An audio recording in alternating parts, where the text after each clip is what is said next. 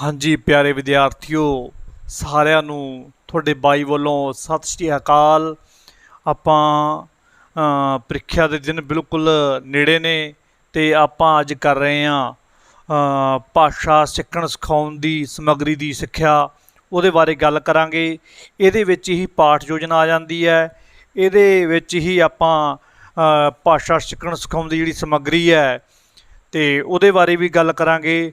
ਦੇਖਣ ਸੁਣਨ ਵਾਲੀ ਸਮੱਗਰੀ ਕਿਹੜੀ ਹੈ, ਸੁਣਨ ਵਾਲੀ ਸਮੱਗਰੀ ਕਿਹੜੀ ਹੈ ਤੇ ਦੇਖਣ ਵਾਲੀ ਸਮੱਗਰੀ ਕਿਹੜੀ ਹੈ, ਦੇਖਣ ਸੁਣਨ ਵਾਲੀ ਸਮੱਗਰੀ ਕਿਹੜੀ ਹੈ, ਉਹਦੇ ਬਾਰੇ ਵੀ ਆਪਾਂ ਬਾਅਦ ਵਿੱਚ ਗੱਲ ਕਰਾਂਗੇ। ਸਭ ਤੋਂ ਪਹਿਲਾਂ ਆਪਾਂ ਪਾਠ ਯੋਜਨਾ ਬਾਰੇ ਅੱਜ ਦੀ ਕਲਾਸ ਵਿੱਚ ਪੜ੍ਹਦੇ ਹਾਂ ਕਿ ਪਾਠ ਯੋਜਨਾ ਦਾ ਜਿਹੜਾ ਕੰਮ ਹੈ, ਕੋਈ ਵੀ ਅਧਿਆਪਨ ਕਰਾਉਣ ਵੇਲੇ ਜਿਹੜਾ ਅਧਿਆਪਕ ਹੈ ਉਹਦਾ ਕੰਮ ਬਹੁਤ ਜ਼ਰੂਰੀ ਹੋ ਜਾਂਦਾ ਕਿ ਉਹ ਪਾਠ ਯੋਜਨਾ ਨੂੰ ਇਸ ਤਰੀਕੇ ਨਾਲ ਤਿਆਰ ਕਰਕੇ ਜਾਵੇ ਕਿ ਕਕਸ਼ਾ ਦੇ ਵਿੱਚ ਜਮਾਤ ਦੇ ਵਿੱਚ ਉਹਨੂੰ ਕੋਈ ਦਿੱਕਤ ਨਾ ਆਵੇ।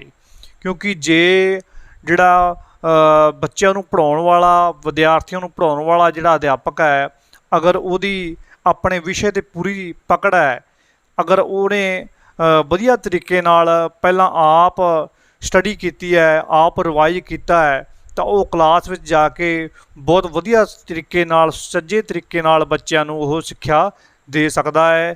ਨਹੀਂ ਤਾਂ ਉਹ ਜਿਹੜੀ ਸਿੱਖਿਆ ਹੈ ਪੂਰੀ ਵਧੀਆ ਤਰੀਕੇ ਨਾਲ ਨਾ ਤਾਂ ਬੱਚੇ ਉਹਦੇ ਵਿੱਚ ਇੰਟਰਸਟ ਲੈਣਗੇ ਅਤੇ ਨਾ ਹੀ ਜਿਹੜਾ ਪੜ੍ਹਾਉਣ ਵਾਲਾ ਅਧਿਆਪਕ ਹੈ ਉਹਨੂੰ ਬਹੁਤ ਵਧੀਆ ਲੱਗੇਗਾ, ਅਤੇ ਨਾ ਹੀ ਜਿਹੜਾ ਅਧਿਆਪਕ ਹੈ ਪੜ੍ਹਾਉਣ ਵਾਲਾ ਹੈ ਉਹਨੂੰ ਕਲਾਸ ਦੇ ਵਿੱਚ ਜਿਹੜਾ ਹੈ ਬੱਚਿਆਂ ਵੱਲੋਂ ਰਿਸਪੌਂਸ ਜਿਹੜਾ ਮਿਲੂਗਾ, ਫੀਡਬੈਕ ਮਿਲੂਗਾ, ਉਹ ਬਹੁਤ ਘੱਟ ਮਿਲੂਗਾ।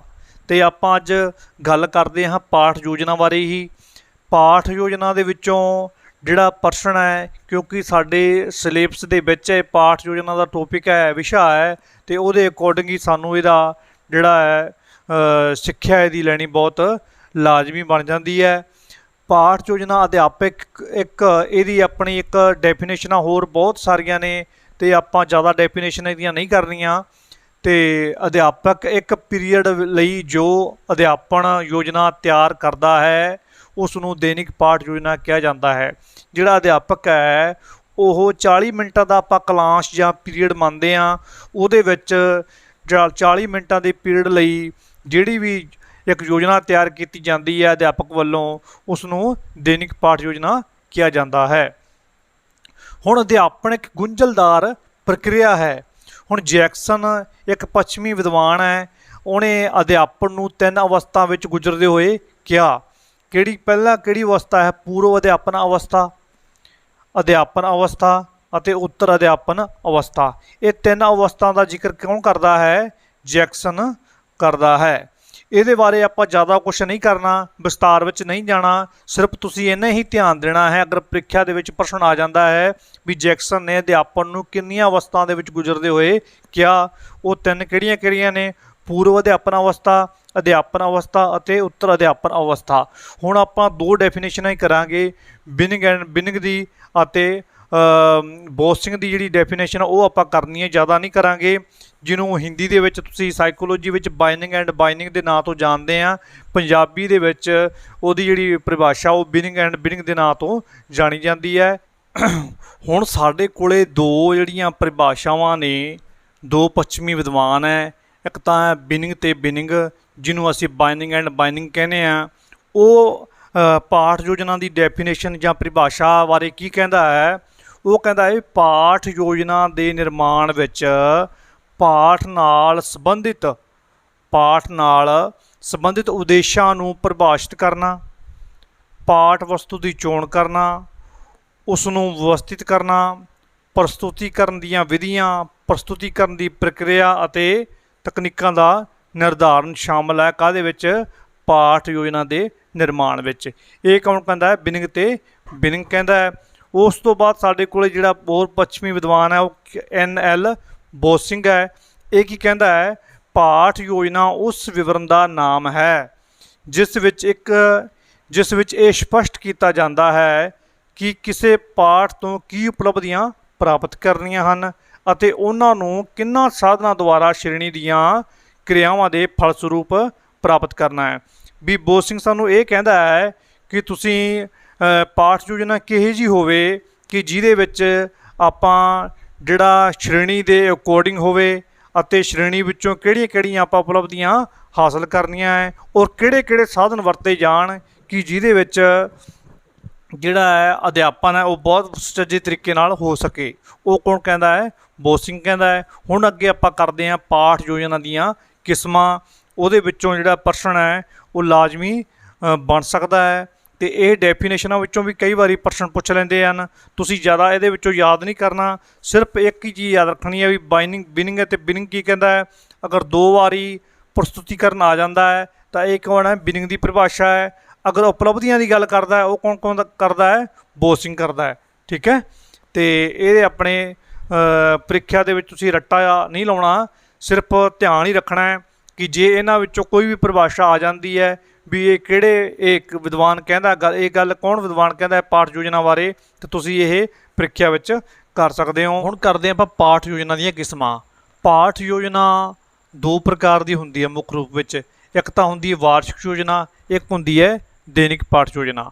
ਹੁਣ ਵਾਰਸ਼ਿਕ ਯੋਜਨਾ ਵਿੱਚ ਤਾਂ ਆਪਾਂ ਕਰਦੇ ਹਾਂ ਵੀ ਜਿਹੜਾ ਪੂਰੇ ਸਾਲ ਭਰ ਦੀ ਜਿਹੜੀ ਆਪਣੀ ਯੋਜਨਾ ਹੈ ਵੀ ਆਪਾਂ ਹਰ ਮਹੀਨੇ ਵਿੱਚ ਕਿਹੜਾ ਜਿਹੜਾ ਪਾਠ ਹੈ ਬੱਚਿਆਂ ਨੂੰ ਕਰਵਾਉਣਾ ਹੈ ਅਤੇ ਕਿਹੜਾ ਜ਼ਰੂਰੀ ਪਾਠ ਹੈ। ਜਿਵੇਂ ਇਸ ਤਰੀਕੇ ਦੀ ਅਧਿਆਪਕ ਦੈਨਿਕ ਡਾਇਰੀ ਆਉਂਦੀ ਹੈ, ਇਹਦੇ ਵਿੱਚ ਜਿਹੜਾ ਹੈ ਅਧਿਆਪਕ ਲਿਖਿਆ ਹੋਇਆ ਅਧਿਆਪਨ ਕੀ ਵਾਰਸ਼ਿਕ ਯੋਜਨਾ ਇਕਾਈ व ਮਾਹਵਾਰ, ਵੀ ਸਾਲ ਭਰ ਦਾ ਜਿਹੜਾ ਯੋਜਨਾ ਹੈ ਉਹ ਵਾਰਸ਼ਿਕ ਯੋਜਨਾ ਦੇ ਅੰਤਰਗਤ ਆਉਂਦੀ ਹੈ। ਹੁਣ ਗੱਲ ਕਰਦੇ ਹਾਂ ਆਪਾਂ ਵਾਰਸ਼ਿਕ ਪਾਠ ਯੋਜਨਾ ਦੀ।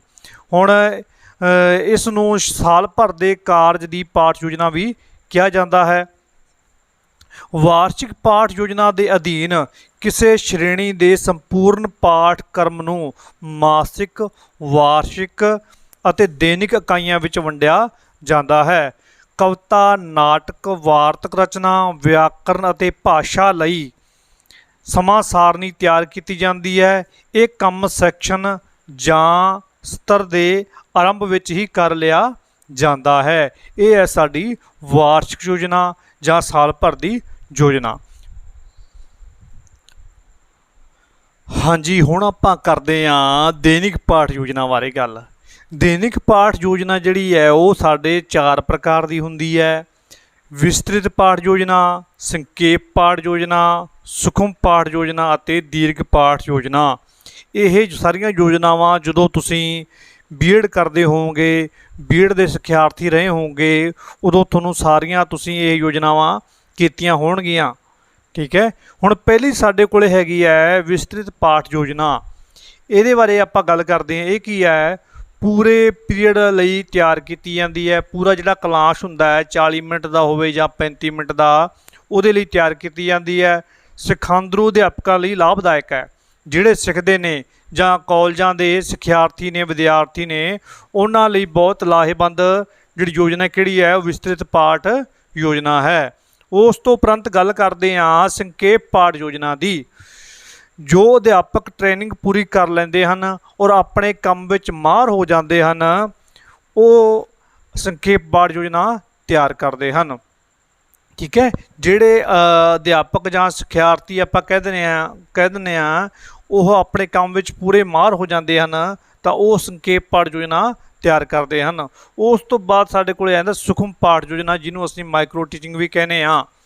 ਇਹ ਕੌਸ਼ਲ ਨੂੰ ਧਿਆਨ ਵਿੱਚ ਰੱਖ ਕੇ ਇਹਦੇ ਵਿੱਚ ਇੱਕ ਕੌਸ਼ਲ ਦੀ ਇਹਦੇ ਵਿੱਚ ਹੋ ਸਕਦਾ ਵੀ ਬਹੁਤ ਸਾਰੇ ਕੌਸ਼ਲਾਂ ਦੀ ਵਰਤੋਂ ਕੀਤੀ ਜਾਵੇ।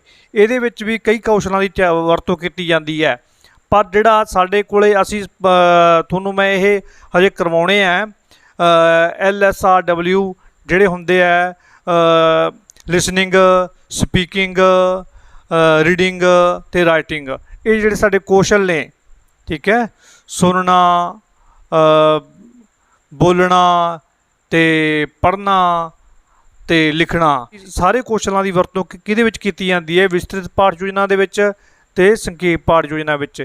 ਜਿਹੜੀ ਸੂਖਮ ਪਾਠ ਯੋਜਨਾ ਵਿੱਚ ਹੈ ਇਹਦੇ ਵਿੱਚ ਸਿਰਫ ਇੱਕ ਹੀ ਕੌਸ਼ਲ ਵਰਤਿਆ ਜਾਂਦਾ ਹੈ ਅਤੇ ਇਹ 5 ਜਾਂ 6 ਮਿੰਟ ਦੀ ਤਿਆਰ ਕੀਤੀ ਜਾਂਦੀ ਹੈ। ਮਾਈਕਰੋ ਟੀਚਿੰਗ ਵੀ ਇੰਨੇ ਮਿੰਟਾਂ ਦੀ ਹੁੰਦੀ ਹੈ।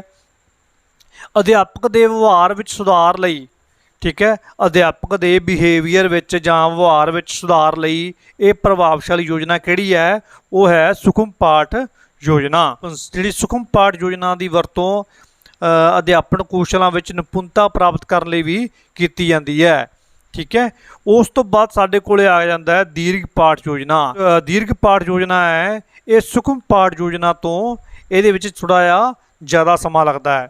ਠੀਕ ਹੈ, ਜ਼ਿਆਦਾ ਟਾਈਮ ਦੀ ਹੁੰਦੀ ਹੈ, ਜਿਵੇਂ 2 ਜਾਂ 3 ਸਫ਼ਿਆਂ ਦੀ ਹੁੰਦੀ ਹੈ, 2 ਜਾਂ 3 ਪੇਜ ਦੀ। ਠੀਕ ਹੈ, 8 ਤੋਂ 10 ਮਿੰਟ ਲੱਗਦੇ ਨੇ, ਜਿੱਥੇ ਸਾਡੇ ਕੋਲ ਸੁਖਮ ਪਾਠ ਯੋਜਨਾ ਵਿੱਚ ਪੜ੍ਹਾਉਣ ਵਿੱਚ 5 ਜਾਂ 6 ਮਿੰਟ ਦਾ ਸਮਾਂ ਲੱਗਦਾ ਹੈ ਤੇ ਦੀਰਘ ਪਾਠ ਯੋਜਨਾ ਵਿੱਚ 8 ਤੋਂ 10 ਮਿੰਟ ਦਾ ਸਮਾਂ ਲੱਗਦਾ ਹੈ।